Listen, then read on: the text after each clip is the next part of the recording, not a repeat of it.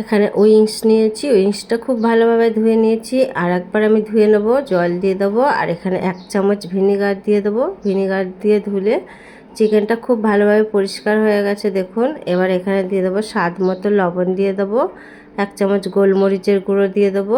আর এখানে ধনেপাতা, কাঁচা লঙ্কা, আদা রসুন বাটা 1 চামচ দিয়ে দিচ্ছি। এখানে টক দই 2 চামচ দিয়ে দেবো। আর এখানে দেবো সয়া সস দিয়ে দেবো অল্প একটু, লঙ্কা গুঁড়ো 1/2 চামচ দিয়ে দেবো। এখানে দিয়ে দেবো 1/2 চামচ মতন জিরে গুঁড়ো আর অল্প একটু গরম মশলা গুঁড়ো, একটু সর্ষের তেল দিয়ে দেবো। আর এখানে আমি 2 চামচ কর্নফ্লাওয়ার দিয়ে দেবো আর 1 চামচ ময়দা দিয়ে দেবো। দিয়ে এটা খুব ভালোভাবে মেখে নিতে হবে। মেখে একটু 10-15 মিনিট রেস্টে রেখেছিলাম দেখুন। এবার খুব ভালোভাবে কিন্তু চিকেনগুলো ম্যারিনেট হয়ে গেছে। এবার রেখে দেবো একটা থালাতে তুলে।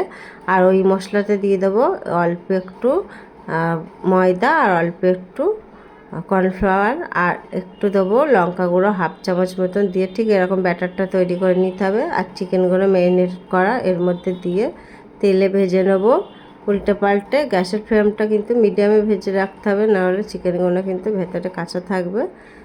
খুব ভালোভাবে উল্টে পাল্টে ভেজে নিয়েছি দেখুন। একেবারে উইংস ফ্রাইগুলো রেডি হয়ে গেছে। এইভাবে উইংস ফ্রাই করে খান, খুব ভালো লাগে খেতে। আর একেবারেই কিন্তু বেশি ঝামেলা ছাড়া উইংসগুলো রেডি হয়ে গেছে দেখুন। খেতে কিন্তু দারুণ লাগে। ভিডিওটা ভালো লাগলে লাইক, শেয়ার, কমেন্ট করবেন।